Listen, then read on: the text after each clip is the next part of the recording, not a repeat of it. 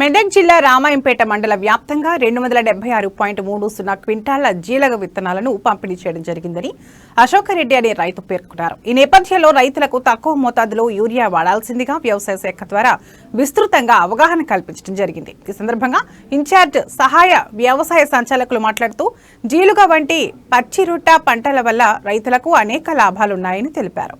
ముఖ్యంగా భూసారం పెంపుదల, సేంద్రియ కర్బన పదార్థం పెంపు, సూక్ష్మజీవుల అభివృద్ధి, నీటి నిలుపుదల శక్తి పెంపొందించడం ఉపయోగపడుతుందని అన్నారు.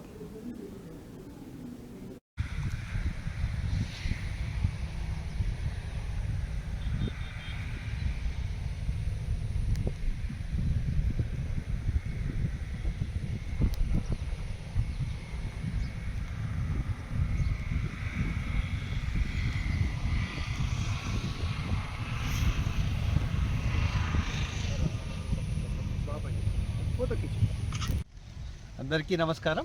ముఖ్యంగా రైతులు రసాయన ఎరువులు యూరియా వాడకాన్ని తగ్గించాలంటే ఉన్న ఏకైక మార్గం మనకు జీలుగ జనుము వంటి పచ్చిరొట్ట ఎరువుల్ని వాడడం.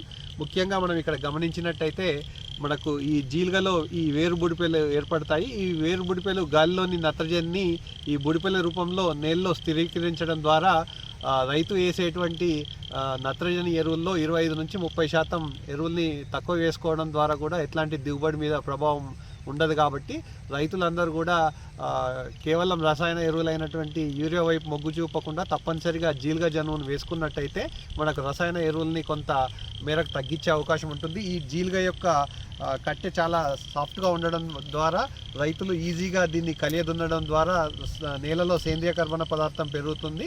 కలియదున్నేటప్పుడు తప్పనిసరిగా సింగిల్ సూపర్ ఫాస్ఫేట్ను కానీ లేదంటే వేస్ట్ డీకంపోజర్ ద్రావణాన్ని చల్లినట్టు. అందరికీ నమస్కారం.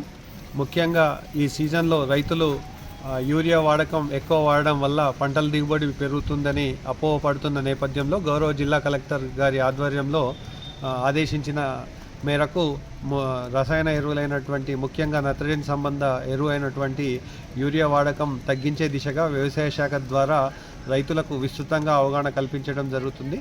ముఖ్యంగా సీజన్కు ముందుగానే జీలుగ విత్తనాలను 50% సబ్సిడీ మీద